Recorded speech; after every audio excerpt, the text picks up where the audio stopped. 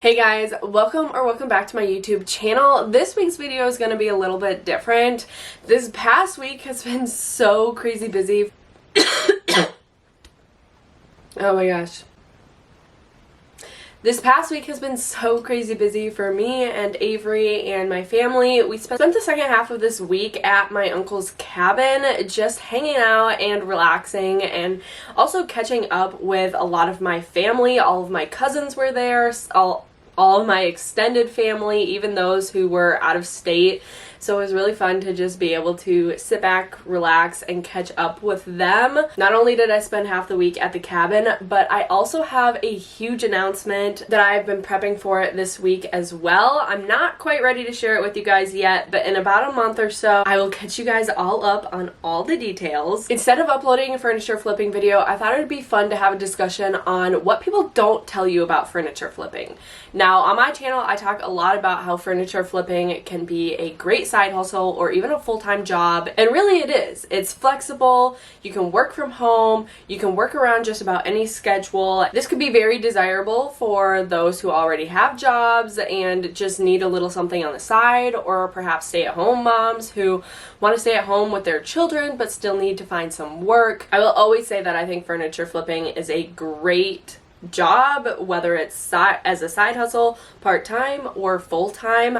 I started out as part-time and I quickly realized that I would be able to do this full-time, and that's the route and the path that I took. Furniture flipping is very lucrative. I've been able to find pieces for free and sell them for hundreds more with only spending very little in materials because I've figured out how to make my all-in costs very low. But what I haven't talked much about is the reason that furniture flipping can be hard. A lot of people are teaching you the positives of furniture flipping. Most of the time that's what I'm doing as well, but a lot of people fail to share kind of the harder things about furniture flipping because it's not all sunshine and rainbows. There are some difficult things that you have to put up with just like any other job. I've come up with kind of 4 main points that I'm going to talk about in this video, but before we get too far into it, please make sure that you guys like this video and subscribe down below if you aren't already.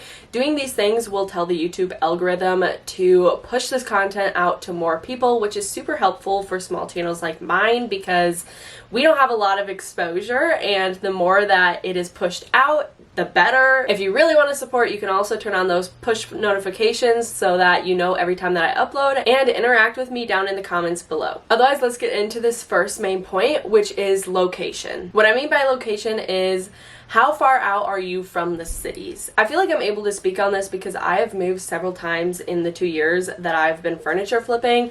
I first started furniture flipping in my little apartment. If you guys have been here from the beginning, you would know. I was just about 20 minutes from Minneapolis, St. Paul. If you guys don't know, I live in Minnesota, so I was just about 20 minutes out, and my sales were crazy. It's like they sold left and right at the prices that I wanted them to sell at. I stuck to the basic colors that most people want, which actually we will get into a little bit later.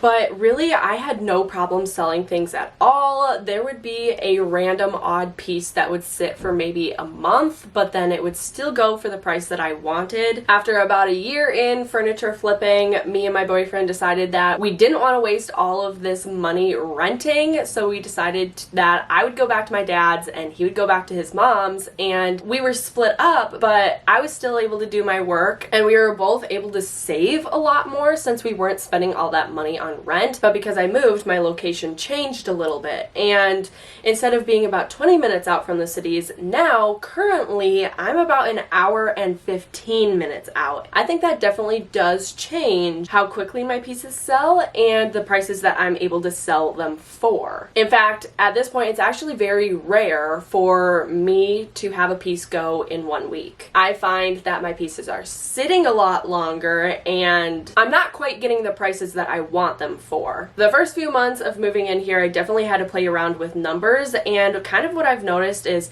if I were to sell a piece for 500 and like, all right, for example, if I were to sell a piece for $550, at my apartment when I was 20 minutes from the cities. I can only sell it for maybe like $350 here. That's just to get my pieces moving. Now, if I wanted to keep that $550 price here, I could, and I'm sure that it would sell eventually, but it would take the perfect buyer, which can take a little bit longer. And to me, I really focus on this YouTube channel, and I also have income that comes from YouTube, so I want my pieces to be moving so that I can keep uploading new videos and have the room to flip more furniture. Because I do live with my dad, it is a shared 2-car garage, and so I just don't have all the space in the world, so I would rather pieces be moving, even if it's at a lower price, than them sitting, piling up, and waiting. For me, that's just kind of where I'm at, but the point of the matter is that I definitely think location does matter. Alright, sorry for the interruption. My SD card said that it was full, so I had to change it out. But basically what I was saying is that if you live right in the heart of the city, I don't think you would have just about any problem selling your pieces for quickly and for the price that you want, as long as it's reasonable and it makes sense in your area. Now let's get into point number 2, which I kind of briefly talked about a little bit in point number 1, which is your pieces could sit. I know a lot of people will kind of just share, whether it's on YouTube, Instagram, TikTok, oh, I got this piece for $20, I flipped it and it sold right away on Facebook Marketplace for $600, right? You get that whole story in the video, and that can be misleading sometimes, because even I have done that myself, because it's good. It looks good on the thumbnail and it creates an ending to a story in the video, which if you're a content creator, you want, but it's not always how it looks. And I've done this myself, where I've had a piece of furniture and of course I was filming it for a YouTube video and I flipped it, and okay, my uploading day is Tuesday, which it typically is, and the piece hasn't sold yet, but I need to get the video uploaded. So I will say, okay, I got this piece for this much and I sold it for this much. And at this point, the piece hasn't actually sold yet, but it's listed on Marketplace for that price, and that's what it's going to go for eventually. It just hasn't sold. So it can be a little bit misleading, but the truth of the matter is that eventually you're going to have a piece that sits, or you might have every piece that sits. I wouldn't let that discourage you though, because eventually it will move on and move along. It really depends, because it's what people are looking for, what the piece looks like, how much you've got it listed for. I know if you post your listing on Facebook Marketplace on either like a Thursday and a Friday, sometimes it can go faster because people just got paid and they're available to pick up during the weekends, rather than you post something on a Monday and they just spent all their money during the weekend and now they have to wait for their next paycheck. Things like that. Things can sit. I wouldn't worry about it until it gets to past a few months. At that point, I would maybe try to change something up, whether that's restaging it, making it look nicer in that way, or the last 2 things that I would do is lower the price a little bit. I hate lowering the price, so I don't want to if I don't have to, but sometimes, you know, maybe you got really excited and you thought, oh my gosh, this piece is absolutely amazing, and you were just kind of on a high with how good the piece looked, and then you come back later and you realize, okay, maybe that's a little unrealistic, and so you could do that. Or the very final thing I would do is reflip it, which means like giving it a second makeover because the first makeover didn't sell, right? So I wouldn't say that it's rare for stuff to sit, and in fact, I think you should expect it on some pieces, because you're not always gonna get lucky where things just sell right away. And if you are, then you're a really lucky person, because I have things that sit a lot of the time, and I know friends that have things that sit a lot of the time as well. It doesn't always move as fast as it looks like in video, on YouTube, on TikTok, on Instagram, etc. It doesn't always move that fast. Now, the third thing I want to get into is pricing. Pricing can be a little bit misleading when you're watching YouTube videos or anything on social media. Well, honestly, anything can be misleading on social media, but the way that people go about talking about their pricing, I know that can definitely be misleading for a couple of reasons, right? So, for example, again, I'm going to use that same example. Let's say I bought something for $20 and I sold it for $600, right? Are you talking $600 profit or $600 total? Because there's a big middle piece that's missing there, and that is how much time did you spend on this? Like, how much are you getting paid per hour? Or also, how much did you put into it in materials? When I first started flipping furniture, I told people, okay, I bought it for this much and I sold it for this much, and I didn't get into the materials or how much time I spent on it ever. And then eventually I did kind of start getting into it a little bit, but I didn't think people were too interested in it. And if I'm wrong, let me know in the comments down below, and I can totally start throwing in how many hours it took for me to flip a specific piece and how much I spent on materials. But at this point right now, what I do is I bought it for this much and I sold it for this much profit. Not everyone does that. Some people will say, okay, got it for this much, sold for this much, and they don't talk at all about how much they got it for, or they don't take the materials out. They just say, okay, I sold it for that. And I know this can be kind of confusing, but I really hope that you guys got that. If you didn't, again, comment down below and I'll try to explain it a little bit better. A lot of the time people are leaving out how much they put in, and that can be a big factor in prices, because if you sold it for $600 but you spent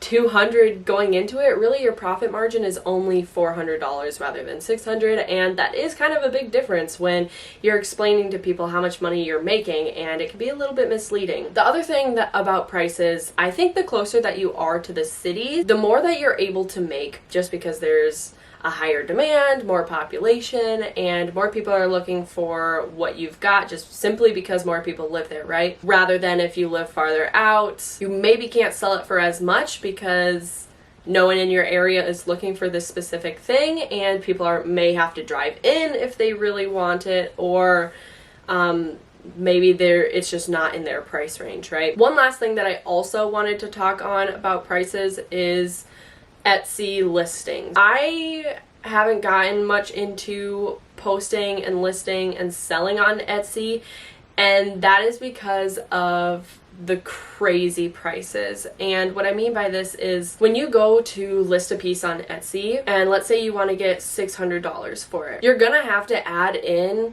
like another couple $100 depending on the size of the piece and the weight of the piece, just in shipping costs. Although this works out really well for some people, for me, when I see that to the public it's gonna look like I'm listing this singular dresser for $1,400, I think that looks insane. And as a buyer, if I'm looking for something, I think that looks insane as well. Now, I understand why, because wood furniture, especially these old pieces that are solid wood, they weigh a ton, and you've got to factor that in the cost in shipping as well. It's just, to me, it looks insane, and I do well enough just selling locally that I've never really gotten much into it. I know I've had some people talk to me, like I've had family come up to me and say, how are these people selling this for, like I said, like $14,000, right? And what they don't realize is that half of that is actually going into the shipping costs because these pieces of furniture just weigh so much. Before we moved into the next topic, I just wanted to go over that because that can be very misleading as well. Now, the last topic that I want to end this video on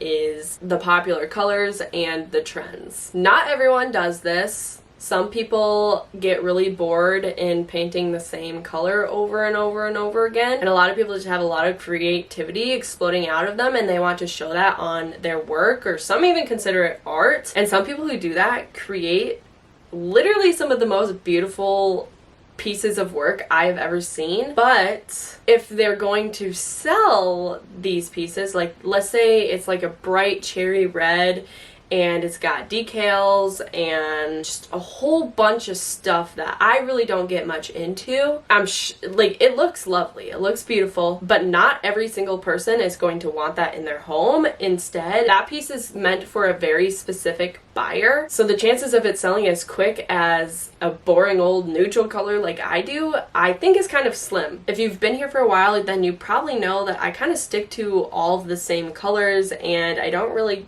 go too far out exploring what's out there for all the cool things that I could create and design on these dressers. And although that would be really fun for my channel and those videos, I think the pieces would sit for quite a while, and I would rather just have pieces going out as fast as they came in And the way to do that is by painting in neutrals. So whites, grays, blacks. I've noticed that greens are very, very trendy and those will sell. Dark blues sell very well, and then just also doing modern hardware that people really like. A way that I try to gauge what hardware is in and trendy right now is I look at modern or even new houses and their kitchen cabinet hardware. That always tells me kind of what's in right now, what people are choosing, what people are going for, and I try to match that because that's what people are liking right now. Another thing that I do very regularly is building modern bases. I tear off the old ones and Avery helps me put new ones on, and that seems to kind of draw more eyes to my pieces over other people's pieces while I'm still painting in these neutral colors. So I try to make it as easy as possible for my finished pieces to fit into just about any modern style home. Those are the buyers that I'm looking for, and that's the mass population. So I have the most eyes around my pieces because I'm sticking with the trends and I'm sticking with the colors that sell. As my channel grows and I have more viewers, which means I make more money, I would love to get into all of the kind of cool decoupage and those bright cherry reds.